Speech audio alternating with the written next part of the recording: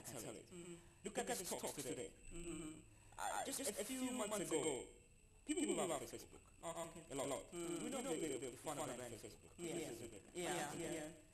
He just put Facebook on his market and made profit of $1 billion. In just days. Just days. Then ask yourself a question. If this guy can put just his platform to the market and people invest in it, and what were the rate to purchase? Just $50.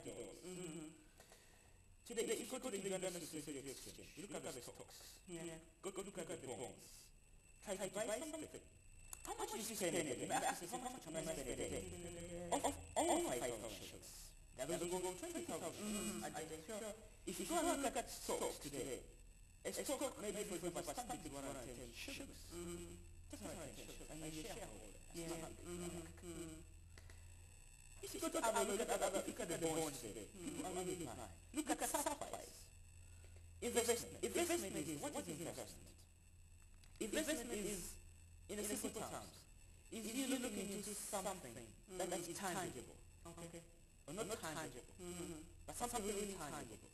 That if you put into your effort, your time, your strength, and some money on it, within 2-3 years, you have a lifetime freedom financial. Okay. So now that's done about the financial goals. Now, are there any other steps apart from setting goals? How far does one go to ensure that they achieve their dream? Okay, we have 10. Good, we have 10. The second one is setting goals. This is the number one, the foundation. Because you can't get out of bed without knowing where you're going. Yeah, if you don't have a direction, the wind will blow you anyway. And you're off. Yeah. So the second financial goal is, the second step that you should really follow is setting or making sure you have your financial records fully kept well. Financial records. Okay. If I ask you a question, how many times do you go to the supermarket? On average, probably twice a week. Yeah. And if that's the question, do you really put aside, keep very well the receipts you're given? Good question. Good question. Very good. Secondly, you go to a shop to buy some goods. Purchase some goods. Then you ask the shopkeeper, what's my balance? Oh, this. Okay, how much is the whole total for this? This. Most of the time, we never even record down what we have bought and how much it costed. Another thing is this. When we, I always tell most of my audience that most of the times people are into emotional buying. Okay. Emotional buying. Once you go to the shop, go to the supermarket, whatever you see, what you take. Oh, I forgot, I love that cream. Oh, I buy that cream. Oh, I see that bread. I think about hot love. I should buy hot love. Or you pass by a boutique in town and like, that's a nice shirt. Oh, that's a nice shirt. A friend of mine told me, my sister told me that most times, especially ladies, when they're moving out and moving around shops, or they're going just to the shop, they might find a very nice belt. Maybe it's pink in color. And then she thinks, oh, I have a pink shoe, or a pink bag. I think this doesn't match my bag. So what do? You just buy it. What am I trying to move forward? Do you have a shopping list? That's your record. You have a shopping list where they say, from this week open, Monday is just so. When Monday starts, I'm having A, B, C, D.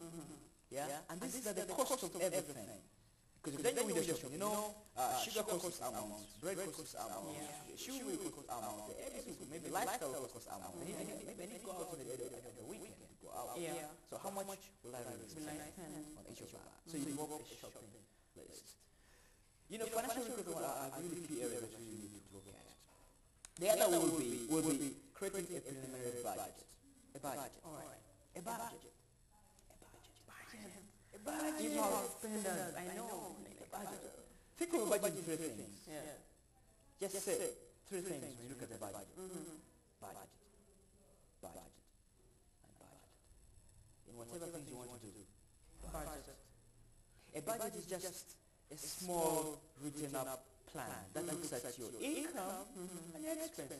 How much is coming into your pocket and how much are you going to dash out.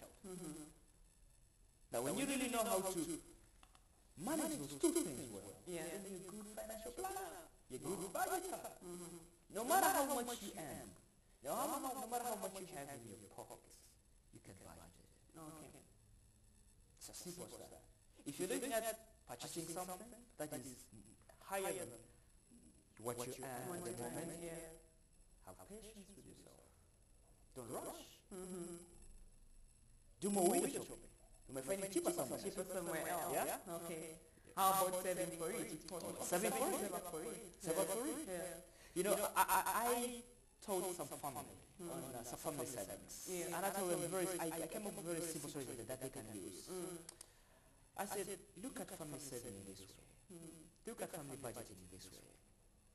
Look at one. In the first column, it's called working on paper. How to work on paper. How to think on paper. Even if you're 30 years, you're 50 years, and you've never thought about personal finances, right? Or putting something aside, nothing is impossible. You can do it right now. You can start now. By doing what? Developing working papers. So your working papers, you have 3 columns.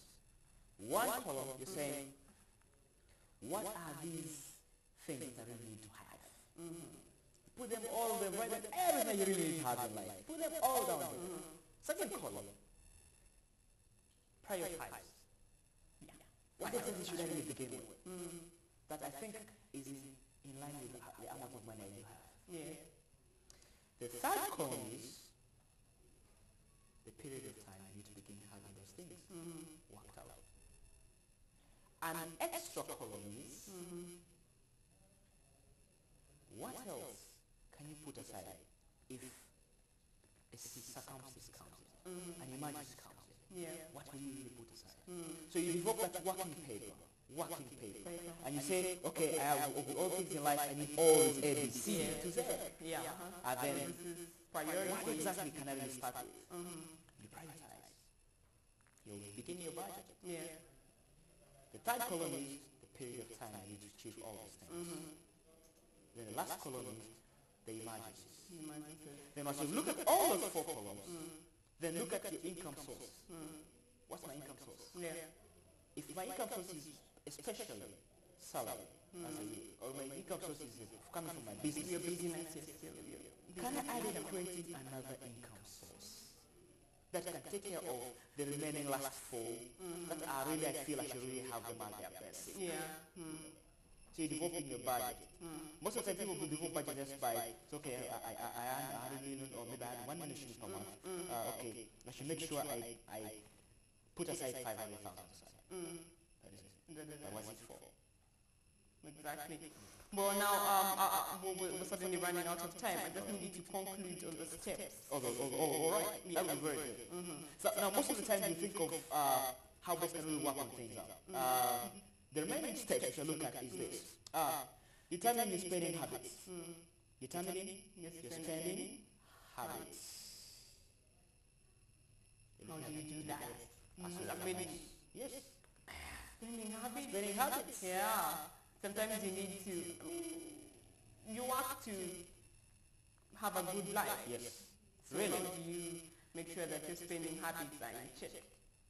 The first thing you should really look at is your budget should be the reference to your spending habits. Okay. Your budget is number 1. Secondly, the influence of your surrounding. Thirdly, if you look at your spending habits, thirdly is avoid emotional buying, emotional spending. Definitely you already have good spending habits. If you say that you need to have this kind of hobby, you say you need to have this kind of planner, whatever, just ask yourself this question. But do I really need this thing right now? You know, you may be having a purchasing power. Ask yourself the question. Do I really need to have this thing right now? Can it wait? Spending?